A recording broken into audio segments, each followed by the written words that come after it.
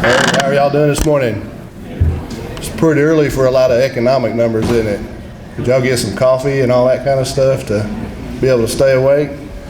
I guess we got to click you up here. Thank y'all for having me here anyway. It's the first time I've been down here. This is a great place to have a meeting.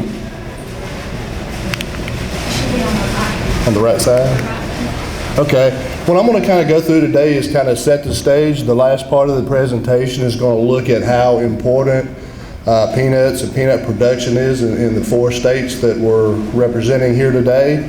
But some of the things I want to talk about first is what's kind of going on in rural America and why peanut production is so important to parts of rural America in these 4 states in terms of economic vitality and also creating jobs for folks who live outside of some of the urban areas. So with that, I want to talk a little bit about just what's going on population-wise in Georgia and the Southeast. And it's actually happening all over the country and all over the world. So we're seeing a lot of demographic shifts. People are moving out of rural areas, and we'll talk about that a little bit further. They're saying by like 2040 that almost 80% of all people in the world are going to be living in urban areas. So we're going to have fewer and fewer people in the rural areas who provide all of our food and fiber for all of us folks that like to eat.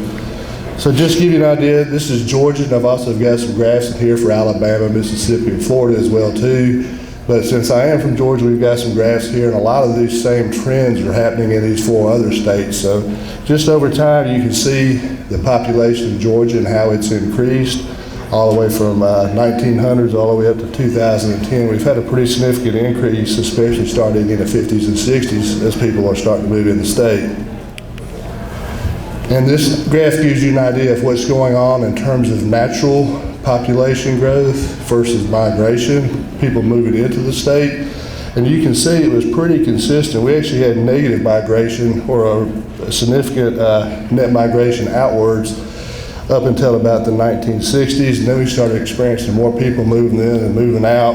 And you can see how that has changed pretty significantly going through time. So we've got a lot of people coming into our state now, I'm sure like a lot of other states here, especially Florida, I'm sure, who aren't from around here, they say, but they're starting to move in and they're changing a lot of stuff that's going on within the state in terms of politics and land use and water use and things like that.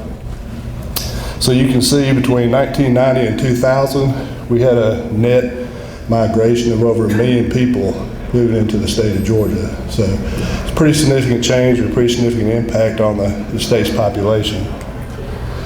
This just gives you an idea of what's happening in Georgia in terms of population changes. You can see the darker the colors, the larger the change in population in the state. And again, this reflects a lot of the other states. We've got some graphs to show those a little bit later as well too.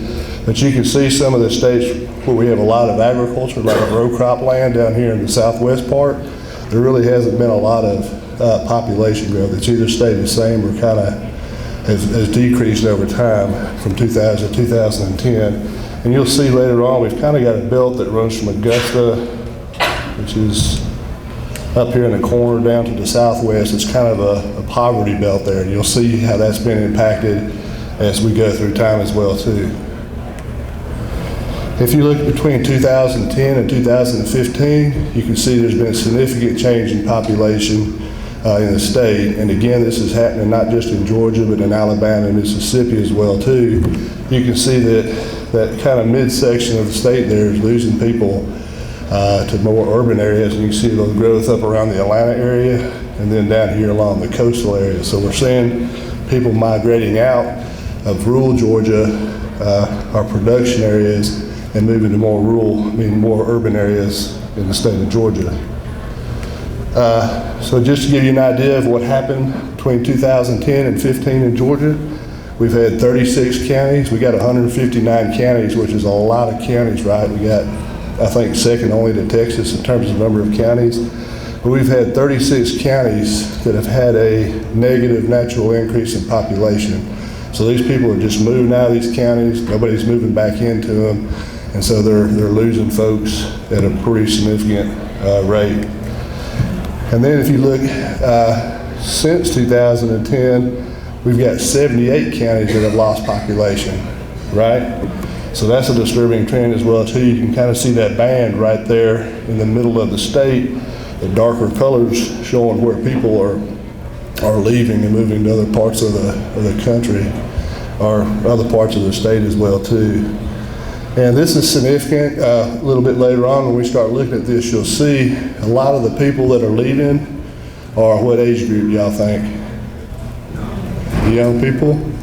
And so that has what kind of implications on y'all's rural communities, agrarian communities. You know, they leave, they take their kids with them. A lot of them are in that kind of income earning time where they make a lot of their money, so you're losing that tax base, and we'll look at that here in a little bit as well too. And what kind of impacts that can have on these rural populations. And then tying all this back to the peanuts, you'll see the peanut production in these areas actually is very, very significant to the economy, both in terms of generating taxes, employment, and output for some of these rural areas. They're kind of getting hammered by the fact that people are moving out. And then we've got 99 counties in the state of Georgia that have a negative net migration. So what do y'all think that means in terms of these communities across the state? It's kind of scary, isn't it? I mean, it's kind of a scary thing, and there's got to be something we can do to help turn that around, because a lot of these communities, if you're starting to lose your young people and the people within working age, what are you going to do for labor, whether it be on your farm or in your retail stores or construction or whatever it may be. And this is kind of what's amazing here.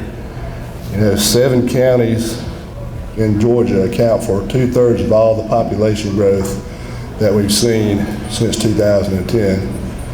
So in terms of political influence, what's that mean? That's where all the power's shifting, right? You got all these people moving into these areas, moving out of some of these rural areas. And I think as we look forward to some of the policy issues that are coming up in terms of some of our representatives and stuff going to DC and everywhere else, we've kind of got to be aware of this. I know y'all are aware of it already, but this just kind of points out how significant these population changes are and how they can impact rural Georgia, rural Alabama, Mississippi, and parts of Florida. Whoops. Just to give you an idea, this map here shows it's not just unique to Georgia. You can see the purple shows losses both between 2004 and 2007, and also between 10 and 13. So all those purple areas are where we're experiencing population growth in those counties. It's pretty prevalent in the Midwest and a lot of the farming parts of the country, Texas, Oklahoma, Kansas, Georgia, Alabama. So you can see we're having significant impact there, not just in Georgia, but also throughout the rest of the country. And then if you look at the red, that shows population growth declines between 2010 and 2013. So there's been some pretty significant trends in terms of net migration out of some of these rural areas. If you look at Alabama here, you can see a lot of the counties there, the blue counties or the darker counties, have negative population growth up to 16%. So it's losing 16% of their population. A lot of these are probably also production areas over in Alabama. So that's going to create a crisis in the future as these people leave and you don't have farm labor, you don't have other kind of labor in the community, as well as you don't have people out spending money buying services and food and construction and those kind of services. And then if you look at Mississippi, you can see they're experiencing the same kind of situation there. Well, if we go back to Alabama, you can see about 30 counties in Alabama, which is almost half of the counties there, have showed a population loss in the last decade. So you're losing folks out of those areas as well. Then if we go to Mississippi, you can see kind of along the Mississippi River over there what's going on. You get a lot of population declines over there in a lot of y'all's agricultural production areas. So this is a trend that's happening not just in Georgia, but in the southeast and also in the southwest. So this is just kind of a map showing the 4 states represented here today, and you can see kind of the yellow is where they're seeing between 0 and 16% decrease in population. So there's a lot of stuff going on out there. And one of the bright spots that you'll see here in a few minutes is peanut production. Y'all contribute significantly to the economies in these areas in terms of both jobs, in terms of wages, household income, output, and also paying taxes too. So I think a lot of times people don't realize that peanut production pays a lot of taxes both at the federal level and at the state level. So you do have some say-so in what's going on there. And oh my goodness, I went back to the beginning. I'm done. I'll see y'all later. I didn't have enough coffee myself, I don't guess. So that's what's going on there. And then this just gives you an idea. I've got a few more of these, and we'll get into the economic impact. This just gives you an idea, for the state of Georgia, if you look at the natural increase in population. So actually, Georgia's kind of losing folks again in the rural areas.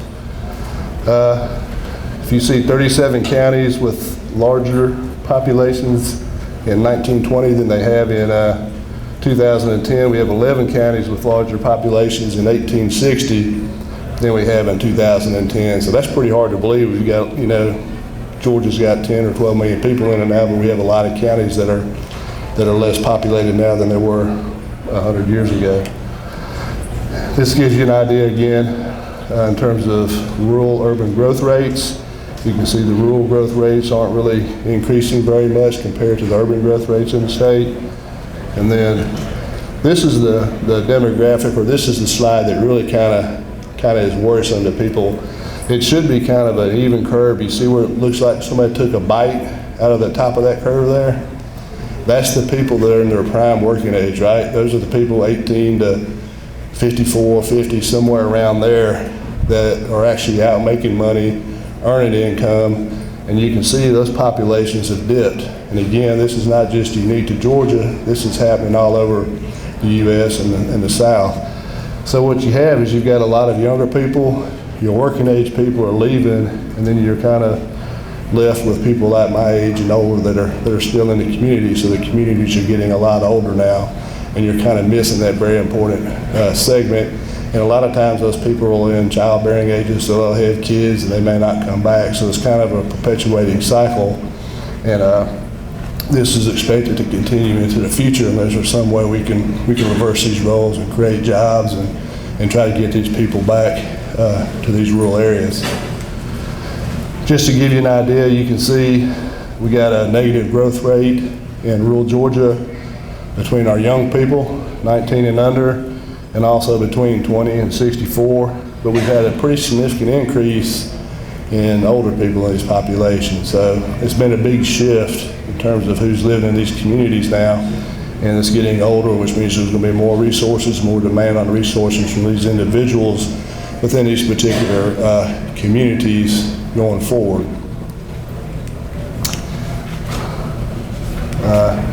Just to give you an idea again, and this is for Georgia, but it holds true for a lot of the other states in the Southeast, and you saw that earlier map in the country. 71% of the people in 2013 who moved to an urban area. 23% moved out of state, but only 7% moved to a rural area once they decided to move. And a lot of those rural areas actually could be transitional counties, maybe just outside of metropolitan areas. So we don't see a lot of people moving back down into some of the more rural parts of the state or the country. And just to give you an example, in Georgia, these are all metro counties right around Atlanta, and you can see 30% or 38% of all rural people who moved in Georgia moved to one of these 5 counties. So you're having people moving out. There was an article not too long ago that talked about some counties in Georgia and some counties in Iowa where kids will get up to 18, 19 years of age, and they'll go back to college. They'll go to college somewhere, and then very few of them move back. They gave Pike County as an example here in Georgia. I think they sent 1,800 kids over a 10-year period out of the county to go to school, and only like 12 of them came back after they finished their education. So you're losing your young people, and you're losing a lot of your college-educated folks aren't moving back to these areas. And this is another important thing as well. These are net changes in household income due to migration. The ones on the left show how the counties have actually increased total household income due to migration. So a lot of these counties over here is like Greene County. A lot of these counties are around Atlanta or up in the mountains. You can see that they've actually had an increase in terms of what's being brought into that county household income, which provides taxes and other kind of income bases and business opportunities for the communities. Over here on the left, on the right-hand side, you can see the counties that have actually lost income. And if you look over here, Bullock County, which is Statesboro, has had the biggest net decrease in household income. So as that money moves out of the county, how are you going to maintain your roads and your schools, your county governments and all the kind of services that they offer for you? That's going to start being a problem in the future as well. And you can see Bullock County, out of all the counties in the United States, ranked 2,800 out of 3,100 in terms of total household income. So it's been a pretty significant change there. And say that Bullock County has kind of lost. Yes, sir. This is Bullock County right here. Georgia Southern and all this got going. Yep. Folks moving out of the county. I don't know if they count college students because they're not full-time residents there. But just in terms of the median household income or change in household income for Bullock County has fallen that much over the last 10 years or so. And you can see in the rural counties it's cost them about $71 million in terms of household income that they can tax or use to spend in the communities. So there's a lot of stuff going on in these rural areas. And this is a great example. We did this for Macon County. If you think about these rural counties trying to get federal dollars for road improvements and infrastructure improvements, Macon County's got, 13,000 people or something in Macon County? And do you think they're going to put a lot of money in Macon County, or are they going to put a lot of money in the Atlanta metro area, the coast, where the population growths are, right? But what we found out is if you look at all the equipment that's being moved around in these rural counties, you've got tractor trailer loads of product coming in, inputs coming in, product going out. You got chicken, eggs, you got a lot of dairy down in Macon County, so you got a lot of heavy road equipment going up down the roads, tractors, semi-trailers, all those kind of things.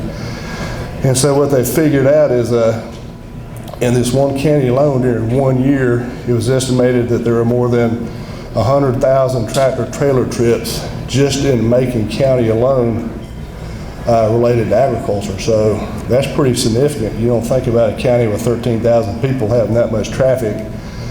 And what we can do is we can actually go back and estimate how many car trips that would be per year. And so if you've got that many tractor trailer trucks going through there, you got 14,000 residents. Once you do your calculations and conversions, you can see that those 100,000 tractor trailer trips each year translated into about 722 million car trips going through Macon County.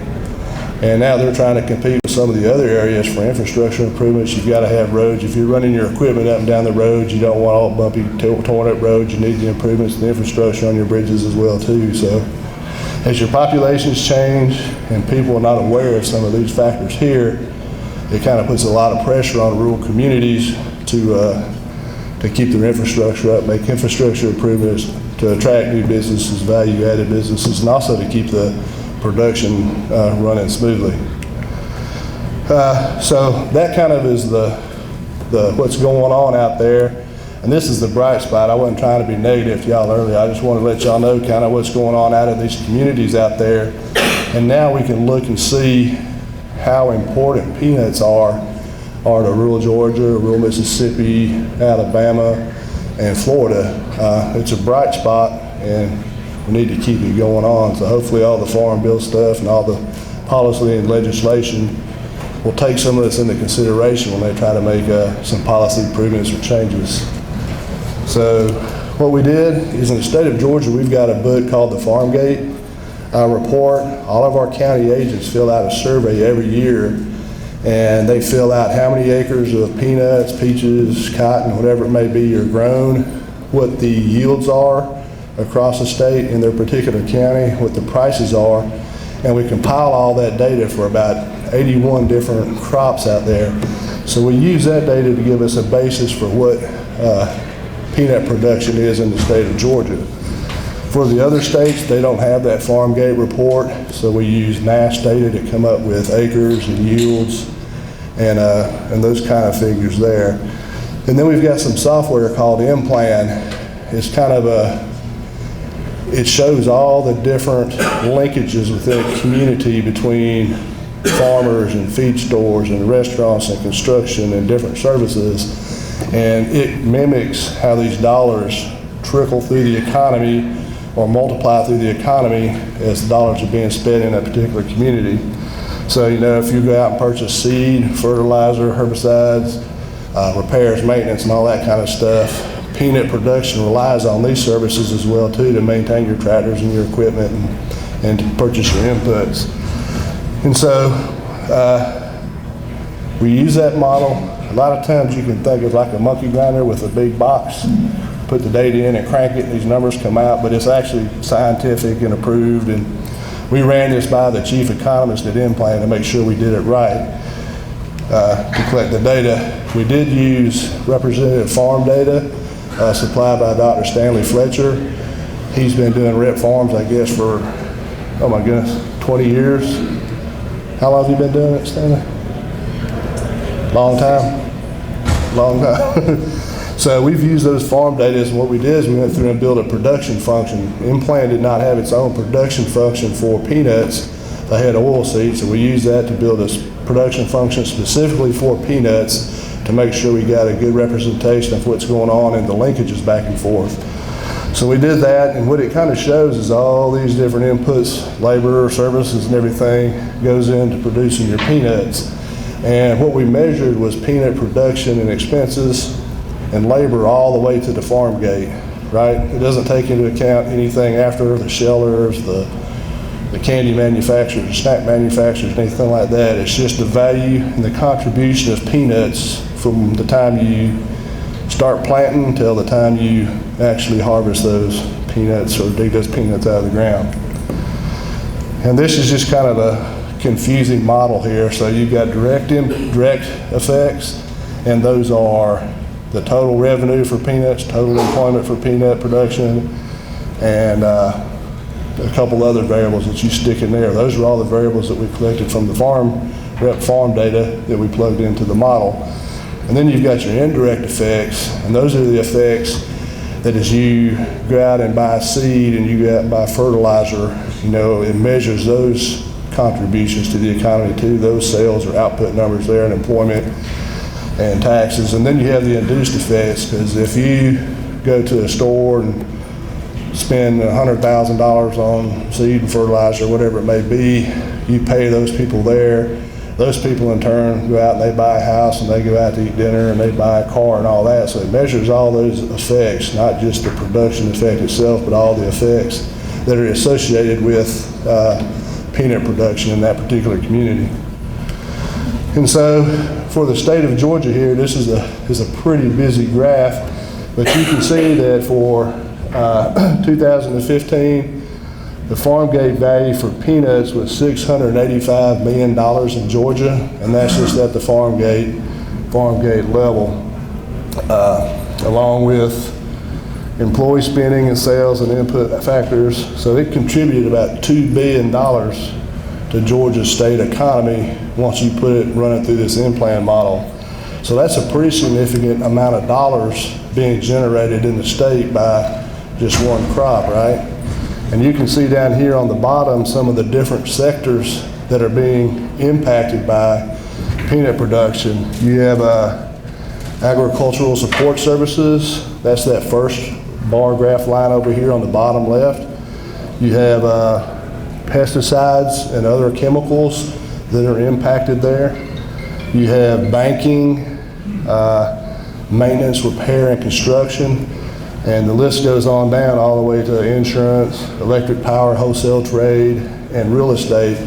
So one of the neat things about this model is these are just the top sectors, but it actually shows you all the different sectors that are being impacted by peanut production in that particular community in the state, and it shows you the dollars that are generated in that sector as a result of working with the peanut folks, as well as employment in those different industries. And so we can see here, if you look at that bottom table, you can see that the direct effect, there's almost 3,000 people directly employed in producing peanuts in the state of Georgia. By the time you looked at all the effects, the induced effects and the indirect effects, the people that work in the supply chain part of the peanut production, and then the people that support them out in the community, it employs 11,000 folks in the state of Georgia who are directly impacted by peanut production in terms of jobs. If you look at labor income generated from peanut production, you can see it's almost $650 million in the state, which is pretty significant, especially again if you go back and look at some of these rural areas where you've got people moving out, maybe the tax base is shrinking, you still got a significant amount of money coming back into these communities from farm production and peanut production. And then you got your value added number there. It's almost $1 billion. And again, that doesn't mean you're like doing snack peanuts or anything like that. That's just a value added component of M-Plan. And then your total output, if you look over here, that bottom column is about $2 billion worth of economic activity. And the multiplier here is a 2.9, meaning for every dollar spent in peanut production, you get about $2.9 in terms of economic activity in the state. So that's a pretty high multiplier. They're usually around 1.5, somewhere around there. So you've got a significant multiplier associated with peanut production. Then if we look at Alabama, we did the same thing. Again, we don't have farm gate data there, so we use NASS data. But, you know, they estimated there's been about, 195,000 acres of peanuts planted in Alabama. It had a production value of $156 million in 2017. In employment, you can see you've got about, if you look at this bottom graph down here, that breaks it out better for you. You got about 850 people that are directly employed in peanut production in Alabama. But once you run through the model and you look at, you know, the supporting industries, and then when those people go out in the community and spend their money, and you know, you support waitresses and gas station attendants and all that kind of stuff, you got about 2,500 people that are directly touched by peanut production in Alabama. If you look at labor income, you got $136 million worth of labor income. Again, that's mainly in those rural areas where the production is taking place. Value added, you got $192 million with value added production in the state. And then output, your total output is about $380 million for peanut production in the state of Alabama. Your multiplier is a little bit lower, it's 2.4, but that's still pretty significant, showing that, you know, for every dollar spent, you get a turnover of $2.4 in the local economy. If you look up here, I didn't talk about it earlier, but you can look at taxes on production and imports. You can see the blue line is that middle bar right here. Where that blue line is the larger line. You can see that in Alabama, there's about a $6 million state and local tax on peanut production. So you're actually putting money back into the local revenue coffers. And then you're paying almost $1 million in federal taxes as well too. If we go back to Georgia, you can see Georgia, we pay about $37 million in state and local taxes. It's based off of peanut production. And we pay another almost $6 million in terms of federal taxes. So you can see how important it is, not only to the households and bringing money into the local communities, but also to the tax base in some of these rural areas. Again, if we look at Mississippi, they're kind of similar to what we saw in Alabama. Again, using the NASS data. You know, we had an estimated 44,000 acres with a $365 million value in Mississippi in 2017. Looking down here, you got about 270 jobs directly related to peanut production. Once we run it through the in-plan model and look at all the supporting industries, that number jumps up to 680 folks that are employed by peanut production only in the state of Mississippi. Labor income, you got $28 million for income going back to people that are directly involved or indirectly involved with peanuts. And then your production, your total output after we run it through that model is almost $87 million to the state economy. And again, you've got a multiplier of 2.4, meaning for every dollar you spend, you generate $2.4 of economic activity in Mississippi. And again, you can see they still pay a significant amount of taxes, about $2.2 million in state and local, and about $300,000 in federal taxes. And in Florida, we got same numbers for Florida. It's estimated they had 195,000 acres, and they had 840 people that were directly employed in peanut production. The total effect, if you look at all the jobs related or associated with it, it's over 3,000. Value, if you just look at the total output, it's $433 million in economic activity in Florida. And it has a multiplier that's higher than Alabama and Mississippi. It has a multiplier of 2.8, which is still low in Georgia, but higher than the other two. So every dollar spent in terms of peanut production generates $2.8 in economic activity in the state of Florida. And again, they pay about $11 million in state and local taxes and about $1.3 million in federal. So that's all I have, but I think what the importance of this shows is there's some negative stuff going on in some of these rural communities. We've got younger people moving out. We've got household income kind of falling in some of these communities as a result of net out-migration, and then in terms of infrastructure needs and all that, the tax basis may be shrinking somewhat. But peanut production in those communities is very, very vital. You can see the number of people that are employed both directly and indirectly in producing peanuts within these communities. You can see how much money in terms of labor income is brought in, how much economic activity is generated from peanut production in these communities, as well as kind of what folks are paying both in state and local taxes as well as federal taxes. So y'all should be proud of yourselves. You're one of the bright spots if you look at some of these rural areas in terms of keeping people there, generating jobs, generating income, and helping to keep these communities afloat.